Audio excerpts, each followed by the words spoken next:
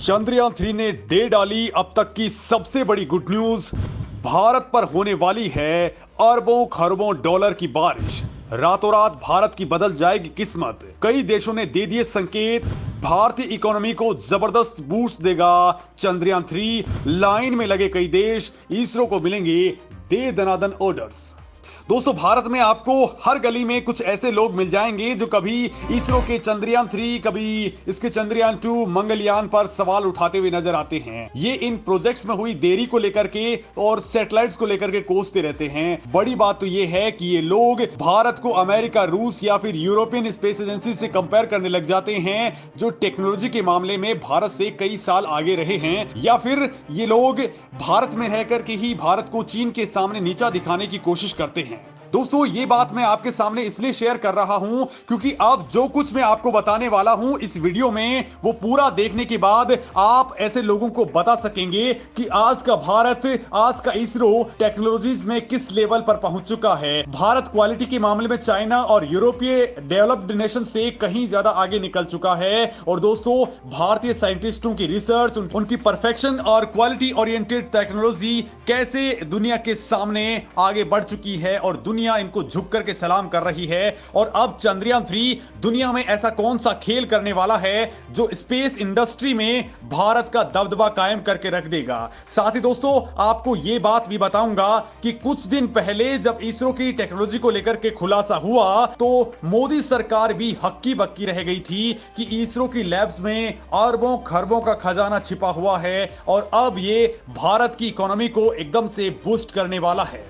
लेकिन दोस्तों, इससे पहले मैं आपको चंद्रयान 3 के बारे में बता देता हूं, जो सफल होते ही भारत की किस्मत बदलने वाली है। दोस्तों, भारत चांद पर ऐसे ऐसे टेस्ट करने वाला है जो दुनिया ने सोचे भी नहीं होंगे। इस वक्त भारत का चंद्रयान 3 धरती से 1,27,000 किलोमीटर की डिस्टेंस पर है और चंद्रमा की ओर वो लगातार लपकने के मूड में है। दोस्तों, भारत के वैज्ञानिक लगातार इस पर ट्रैकिंग कर रहे हैं और बहुत जल्द एक बड़ा धमाका इसके द्वारा होने वाला है। क्योंकि दोस्तों, ये अगर सफल हो गया तो फिर भारत की रातों रात किस्मत बदल जाएगी। भारत चांद पर ऐसे ऐसे टेस्ट करने वाला है जो दुनिया ने आज तक नहीं सोचे हैं और ये सब डिपेंड है चांद के ऊपर चंद्रयान 3 की सफल लैंडिंग पर। क्योंकि दोस्तों, चंद्रमा पर ग्रेविटेशनल फोर्स बहुत ही कम लगता है।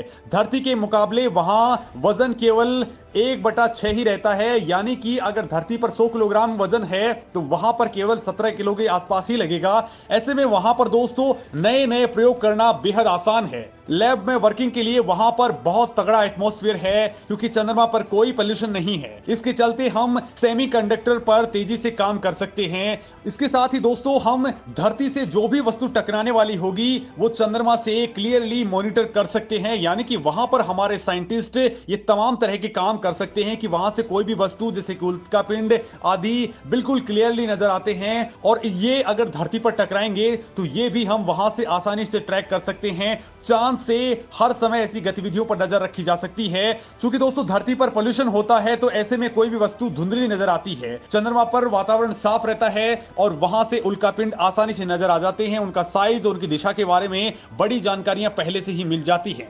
तो इसके साथ ही दोस्तों, माइनिंग के क्षेत्र में भी भारत चंद्रमा के ऊपर बड़े रिसर्च करने वाला है और बहुत सारे वीडियोस में हम आपको बता भी चुके हैं कि चांद के ऊपर हमारा चंद्रयान अब बहुत बड़े रिसर्च करने वाला है। वहां पर पानी की खोज पहले ही हो चुकी है, अब वो खोज आगे बढ़ने वाली है। साथ ही वहां के एटमॉस्फेयर को लेकर के भी बड़ी खोज चंद्रयान 2 ने की थी, जिस पर अब चंद्रयान 3 तगड़ी मुहर लगा देगा।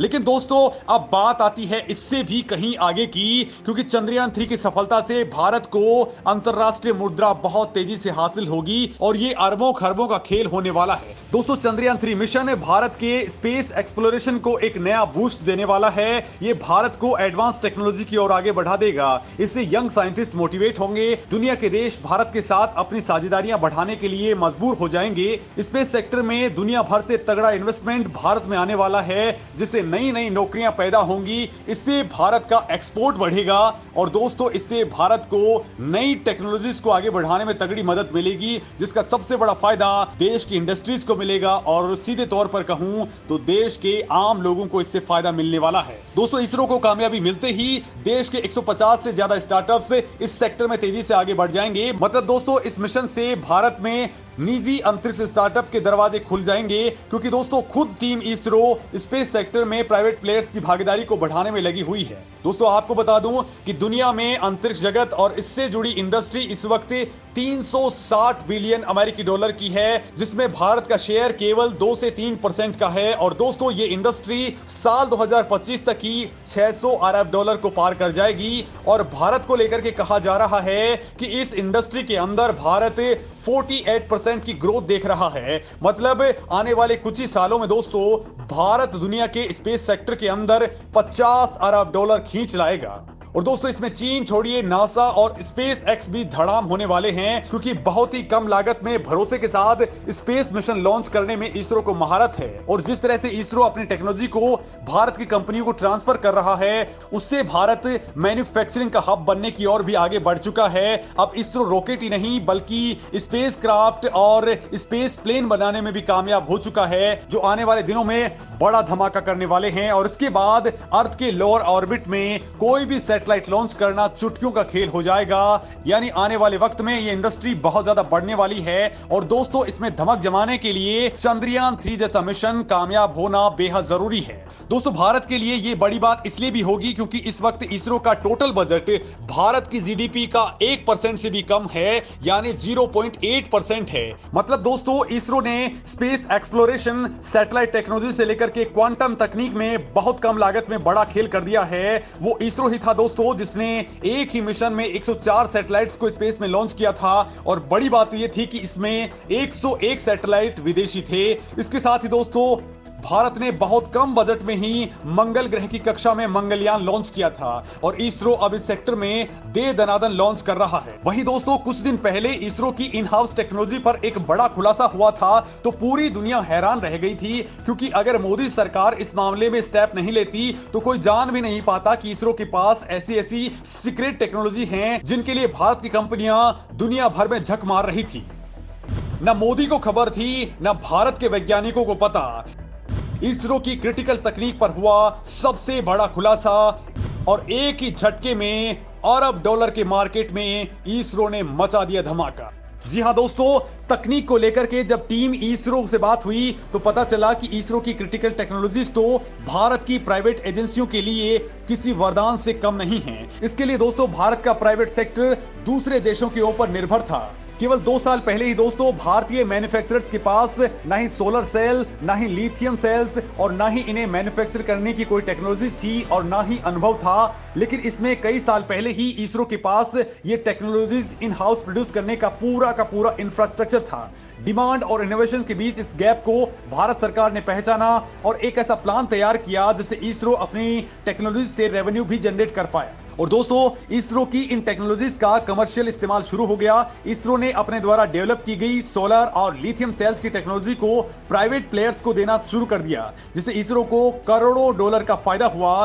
बड़ी बात तो यह है कि अगर भारतीय कंपनियां इन टेक्नोलॉजीज को ओवरसीज सप्लायर से खरीदती तो उनको 100 से लेकर के 1000 गुना ज्यादा कीमत अदा करनी पड़ती। इसमें दोस्तों rocket, drone, satellite, composite material, specialized वेल से लेकर के सॉफ्टवेयर, इंजन और इनकी टेस्टिंग से लेकर के तमाम तरह की तकनीक शामिल थी, जिनकी जरूरत भारतीय कंपनियों को बहुत ज्यादा थी। दोस्तों इसरो के पास इस वक्त एसएसएलवी जैसे छुटकू रॉकेट से लेकर के LVM-3 जैसा भारी भरकम रॉकेट मौजूद है। एसएसएलवी दोस्तों रेडी ऑन डिमांड बहुत सारे छोटे सैटेलाइट्स को लॉन्च कर सकता है। और अब इसरो ने ये तकनीक भी प्राइवेट प्लेयर्स को दे दी है ताकि वो बहुत जल्द स्पेस के अंदर धमक जमा सके। मतलब दोस्तों हर तरह से भारत अब इस मार्केट पर कब्जा करने के लिए आगे बढ़ चुका है और इसरो तमाम तरह की टेक्नोलॉजीज भारत की कंपनियों के साथ शेयर कर रहा है ताकि 2025 तक जो 600 अरब डॉलर की इकोनॉमी होने वाली है उसमें भारत बड़ा खेल कर दे। दोस्तों कहा जा रहा है कि 2025 तक ही